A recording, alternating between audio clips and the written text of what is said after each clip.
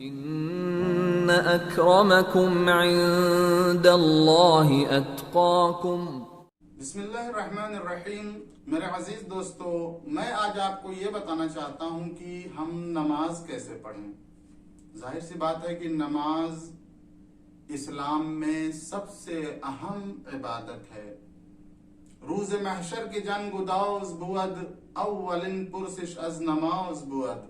یہ ایک حدیث کا ترجمہ ہے جو فارسی زبان میں آج بھی ہمارے یہاں مسجدوں پہ یہ شعر لکھا ہوا ہے، بہت ساری پرانی مسجدوں میں، کہ قیامت کے دن سب سے پہلے نماز کا سوال ہوگا۔ تو ظاہر سی بات ہے یہ نماز کی اہمیت کیوں ہے وہ انشاءاللہ کبھی بتاؤں گا، لیکن آج میں یہ بتاتا ہوں کہ نماز کیسے پڑھیں تاکہ اس کے جو فوائد ہیں، خاطر خواہ نتائج جو ہیں وہ حاصل ہو سکیں۔ عزیزان گرامی، سب سے پہلے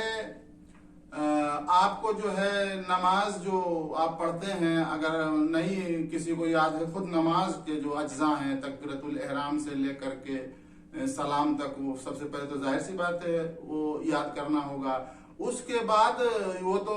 میں اس بات پہ فرض کرتا ہوں کہ اتنی نماز بہرحال آپ سب کو آتی ہے، لیکن اس کے بعد کا مرحلہ یہ ہے کہ نماز کو اس طریقے سے پڑھنا کہ اس کے فوائد ہمیں حاصل ہو سکیں، ہماری روح میں جو تکامل حاصل ہونا ہے، جو ترقی حاصل ہونی ہے۔ الصلاۃ معراج المومن، مومن کی روحانی ترقی کا زینہ ہے نماز، تو وہ کس طریقے سے پڑھیں کہ وہ حاصل ہو۔ ظاہر سی بات ہے کہ اس کے بہت سارے مراحل ہیں نماز کے، خود ہما شما کی نماز الگ ہوتی ہے، بزرگ علماء کی نماز الگ ہوتی ہے، عرفاء کی نماز الگ ہوتی ہے، اور اولیاء اللہ اور انبیاء کی نماز۔ بہرحال تو ہمیں کوشش یہی کرنی ہے کہ ہم کو اپنے نماز کا لیول دھیرے دھیرے تھوڑا سا اوپر اٹھانا ہے۔ تو سب سے پہلے آپ نماز کے جتنے اجزاء ہیں، اس کے اذکار وغیرہ ہیں، ان کا ترجمہ یاد کر لیں آپ اچھی طریقے سے، سوروں کا، سورہ حمد کا، سورہ مثلاً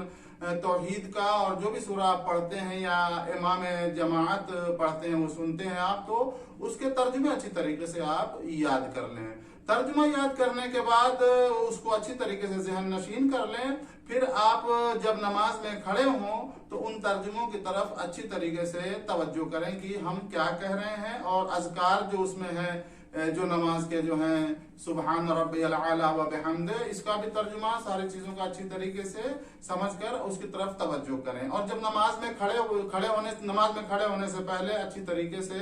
اچھا لباس پہن کر کے اور خوشبو وغیرہ لگا کر کے، بہرحال اس کے آداب وغیرہ ہیں، اس کی طرف فعلاً توجہ نہیں دلانا چاہ رہا ہوں میں،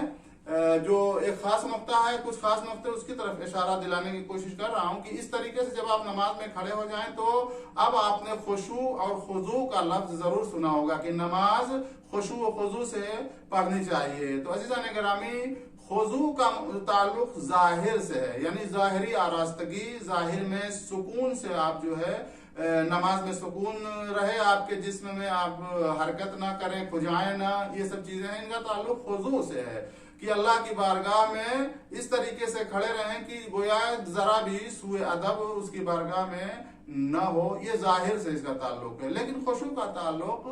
باطن سے ہے، انسان کی روح اللہ کی طرف، اللہ کی عظمت و کبریائی کی طرف متوجہ ہو۔ ظاہر سی بات ہے کہ جتنی ہمیں اللہ کی معرفت ہوگی، ہمارے اندر اتنا ہی خشوع پیدا ہو پائے گا۔ لہذا اس سے پہلے کہ ہم